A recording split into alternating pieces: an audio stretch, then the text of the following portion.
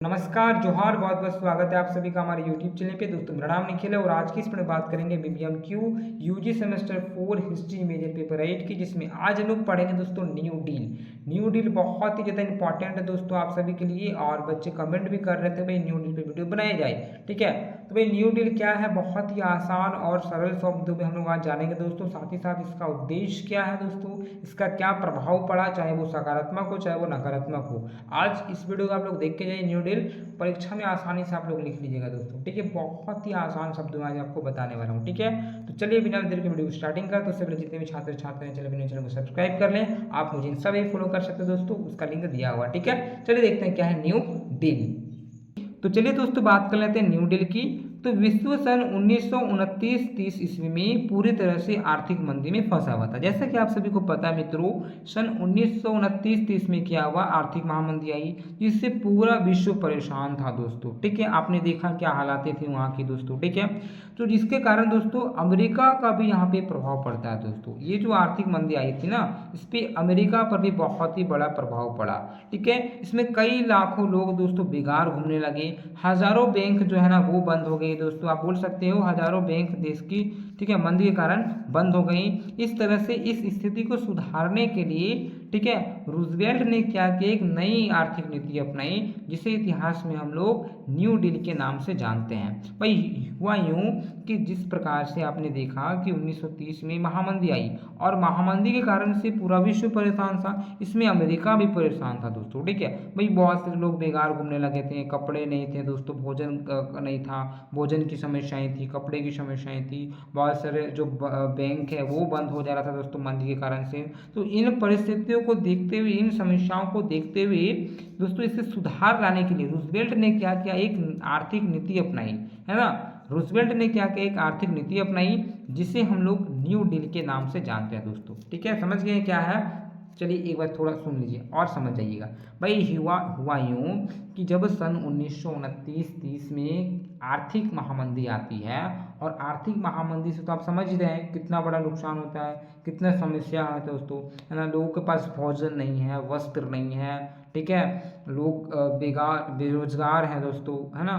तो इन चीज़ों को देखते हुए ऐसी परिस्थितियां हो गई थी ना, तो इसमें सुधार कैसे लाया जाए।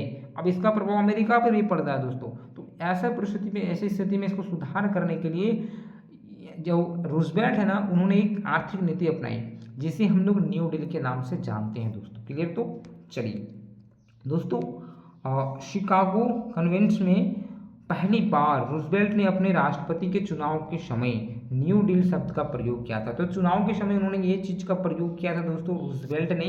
अब थोड़ा मैं बात करूंगा इसका उद्देश्य, भाई इसकी जो जरूरत क्यों पड़ी, इसका पीछे का उद्देश्य क्या था दोस्तों, ठीक है। आपने समझा कि भाई न्यू डील की क्या थी, है ना। उद्देश्य को देख लेते हैं। तो सबसे पहला मैं उद्देश्य की बात करूं तो वो था दोस्तों देश को मंदी से निकालना।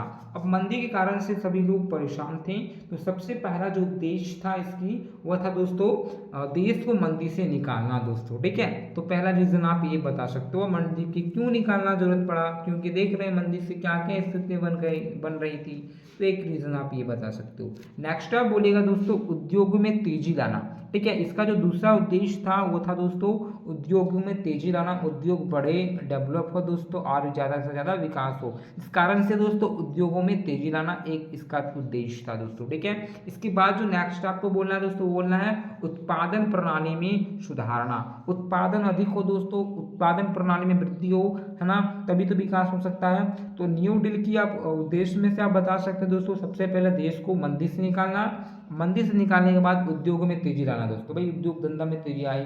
फिर जो उत्पादन प्रणाली हो उसमें गति हो दोस्तों, वो तेजी से बढ़े, है ना, उसमें कुछ सुधार लाना। तो इन चीज़ों को लेकर आप यहाँ पे बता सकते हो इसका उद्देश्य दोस्तों, ठीक है। तो आपको समझ में आ गया दोस्तों न्यू डील क्या है और इसका उद्देश्य क्या है दोस्तों, ठीक है। आशा करता हूँ ये चीज़ें तो आपको समझ में आ गई। अब थोड़ा सा बात करेंगे जो रूजवेल्ट ने जो अपनी नीति अपनाई थी, इसमें क्या क्या कार्य किए अमेरिका में, उसको थोड़ा हम लोग चर्चा करेंगे दोस्तों। सबसे पहले हम लोग बात कर सकते हैं दोस्तों कार्य प्रगति प्रशासन। इसमें क्या हुआ कि इस विभाग ने उन सभी व्यक्तियों को काम देना, ठीक है, काम देना था जो काम के योग्य थे।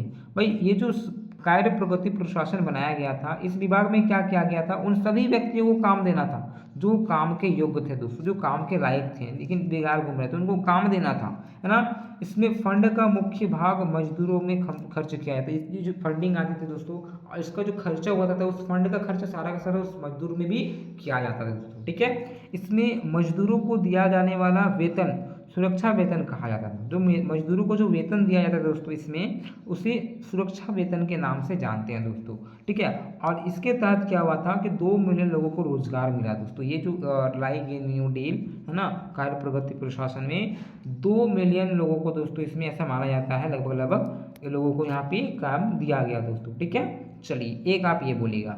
नेक्स्ट आपको बोलना है दोस्तों नागरिक संरक्षण कोर। दोस्तों मार्च सन 1933 ईस्वी में राष्ट्रपति रूजवेल्ट ने नव युवकों में फैली हुई बेरोजगारी को समस्या को सुलझाने के लिए एक और विभाग की स्थापना की। भाई और एक विभाग की स्थापना किया जिसका नाम दिया यहाँ पे नागरिक संरक्षण कोर। इसमें क्या इसका उद्देश्य था, तो इसमें जो लोग बेरोजगार बैठे हुए हैं, जो नव युवक जो है वो बेरोजगार बैठे हैं, इसके समस्या को सुलझाने के लिए एक नया विभाग बनाया जिसका नाम था दोस्तों नागरिक संरक्षण कोर, ठीक है। तो राष्ट्रपति ने ये कार्य किया। सबसे पहले आप बोल सकते हैं भाई कि जो कार्य प्रणाली है इसमें प्रगति लाना। अब इसमें इसके लिए कार्य प्रगति प्रशासन बनाए गए। फिर दोस्तों नागरिक संरक्षण कोर बनाया गया। फिर पुनर्निर्माण के वित्त आयोग, ठीक है। इसमें क्या किया गया, इस आयोग की नियुक्ति राष्ट्रपति, ठीक है, हुवर ने की थी और रूजवेल्ट ने इसे जारी रखा। भाई इसकी तो इन्होंने ही कर रखा था हुवर ने, लेकिन रूजवेल्ट ने इसे जारी रखा और इसके अधिकार बढ़ा दिए। तो रूजवेल्ट ने क्या किया दोस्तों, इसके जो अधिकार थे और भी इसमें बढ़ा दिए गए दोस्तों, ठीक है। रूजवेल्ट ने इसे रेल लाइन बिछाने वाली कंपनियों, सड़क बनाने वाले कंपनियों तथा उद्योग को ऋण देने वाले, ठीक है, कंपनियों को और अधिकार दे दिए दोस्तों, ठीक है।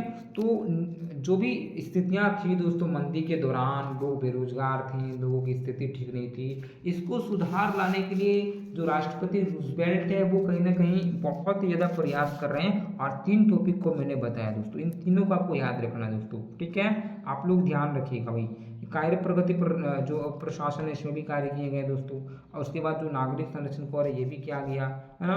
अब पुनर्निर्माण वित्त आयोग का भी यहाँ पे किया गया दोस्तों, ठीक है। चलिए अब थोड़ा सा चर्चा करेंगे राष्ट्रीय, ठीक है, पुनर्प्राप्ति अधिनियम। इसमें क्या किया गया, तो कांग्रेस ने सन 1933 में नेशनल रिकवरी एक्ट पास किया। इसने एक एक्ट पास किया दोस्तों, इसका नाम होता है नेशनल रिकवरी एक्ट।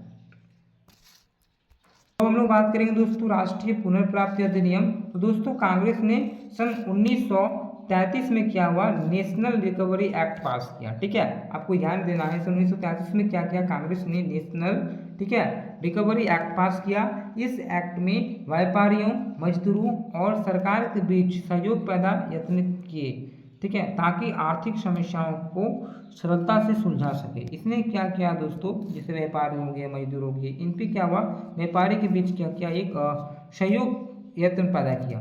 इसमें क्या हो सकता है कि जो भी समस्या है वो सरलता से सुलझ सके। यह एक्ट मजदूरों की दशा सुधारने का उद्देश्य था। ये जो एक्ट लाया गया दोस्तों ना, इसका जो उद्देश्य था वो मजदूरों की स्थिति में सुधार लाने की था दोस्तों, ठीक है, ताकि मजदूरों, ठीक है, को मजदूरी अधिक मिल सके और उनके काम के घंटे भी कम हो सके दोस्तों। ये जो एक्ट लाया गया है इसका मुख्य उद्देश्य था जो मजदूर थे ना उसको, उसकी जो दशा उसमें सुधार आए, उसको मजदूरी कम करना पड़े दोस्तों, है ना, और उसको सही तरीके से वेतन भी मिले और छुट्टी भी सही तरीके से मिले दोस्तों, ठीक है। तो ये एक निकाला गया, लाया गया एक्ट।